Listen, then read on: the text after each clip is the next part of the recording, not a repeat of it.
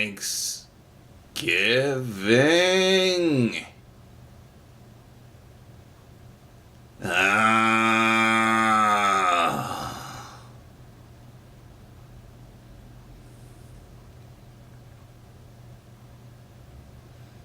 There is no way I'm drinking that.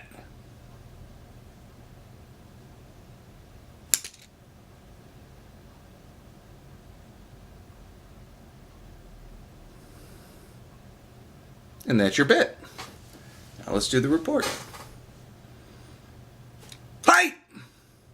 Welcome to week 13 of the Board People's Fantasy Football League, the final week of regular season play. It is at this time that I salute the Rich Road Roughnecks and the Scobeyville Senators for their service. I'm looking forward to next season when you two have the top 2 draft picks and you can do something wonderful with them. But in the meantime, we got to get things lined up. This is one last week for revenge.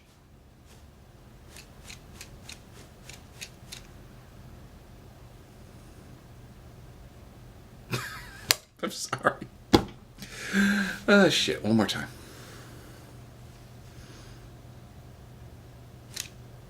Hi! Welcome to week 13 of the Board People's Fantasy Football League. This is the last week of regular season action. This is the last week that you can get a ticket in the general admission section. After this week, it becomes rather exclusive. But that's okay. Before we go any further, let's give props where they're due. Scobeyville Senators and Rich Road Roughnecks, you've done a damn fine job. I'm looking forward to next season when you command the draft. But in the meantime, picks!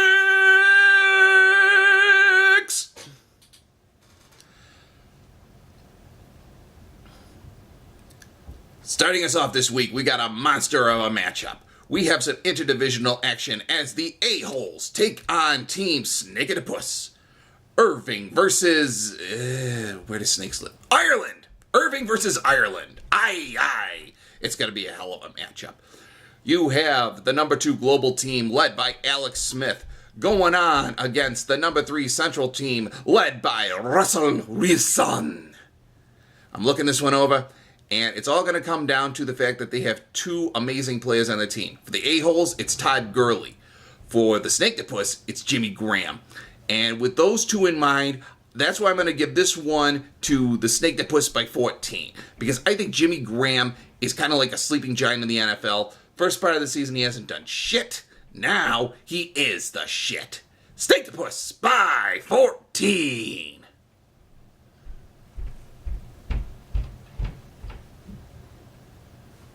Loud neighbors.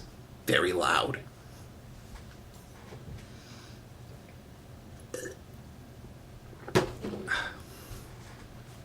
Up next, we have the Collins Vandals taking on the Taylor Hollow Terror.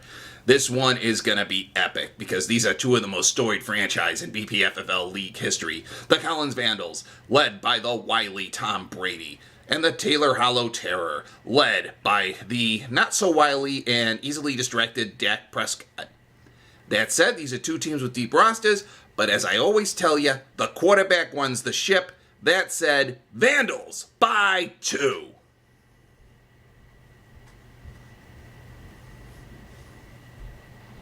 Up next, we have the Scobeyville Senators going up against the Eden Extractors.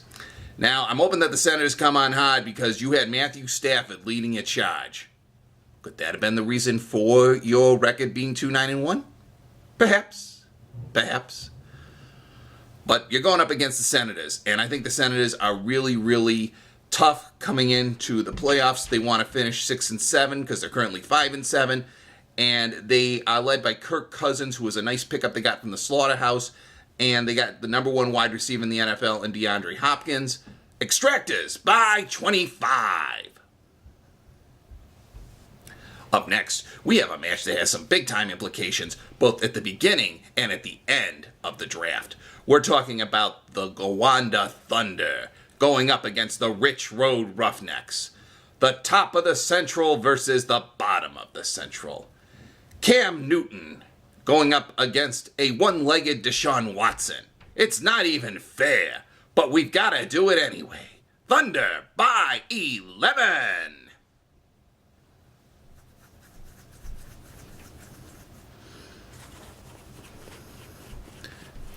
Okay, now pat my head.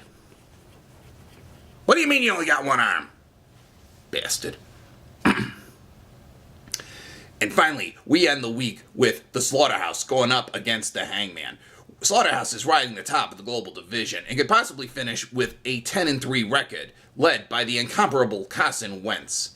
They're going up against the Hada Hangman, who are going to round up number 4 in the global, behind the impressive powers, albeit very unusual, of Greg the Leg Zerlane.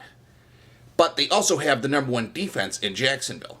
But all the defense in the world isn't going to do anything when you have somebody who's a quarterback, touchdown dropping monster like Carson Wentz. So I'm going to give this one to the Slaughterhouse by 7. But pay attention. Depending on how the bracketology goes, we have a number 1 team taking on a number 4 team. Depending on how bracketology goes, they might meet again the very next week. It's like Rocky 1 and Rocky 2. That's the one with, it had Rocky Balboa, and it also had, what's his name? Clubber Lang? No, that was 3. Ivan Drago, that was 2. I didn't watch 5. Didn't watch the other. Apollo Creed, yeah, that's it, Apollo Creed. Carl Weathers, I am so sorry. Slaughterhouse by 7. Well, that's all I got for this week. We're going into the playoffs. We're coming in hot. We're coming in hard. We're coming in charging. And I did not mean to sound like Javi Fiestine when I did that. Just a coincidence. Woo! See you all next week. God, my ass is tired.